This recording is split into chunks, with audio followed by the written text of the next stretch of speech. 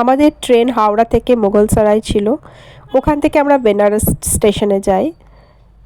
তারপরে ওখান থেকে অটো ধরে আমরা গোধুলিয়া চকে গেছিলাম। সারাদিন এইভাবেই ভিড় বাড়তে থাকে।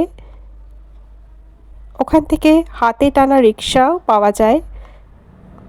গোধুলিয়া মোড় থেকে আর কোনো টোটো বা অটো যায় না কোনো। এটা হচ্ছে বৃহস্পতি মন্দির।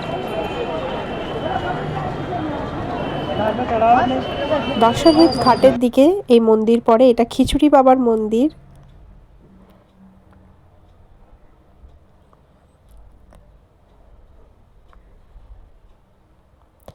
আমরা ফ্রেশ হয়ে হোটেলে চেক ইন করে দশামেধ ঘাটের দিকে রওনা দিই।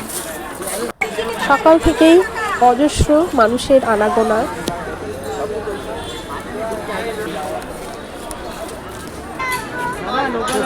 সাথে যেহেতু বাচ্চা ছিল তাই জন্য আমরা খুব বেশি তাড়াহুড়ো কোথাও করিনি। ঘাট দর্শন করেছি ভীষণ ভালোভাবে।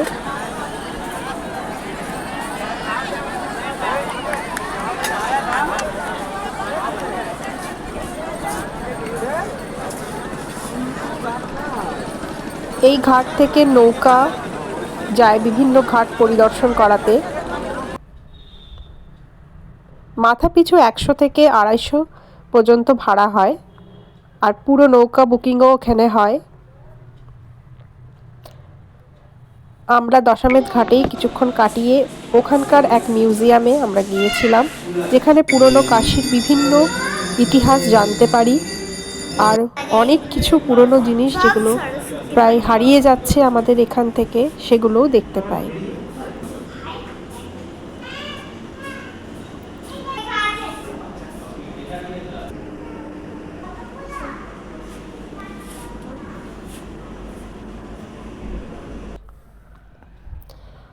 সাথে বিভিন্ন খাবার আমরা একটু টেস্ট করে সন্ধেবেলায় আরতি দেখি। আমরা দশামেধ ঘাটেই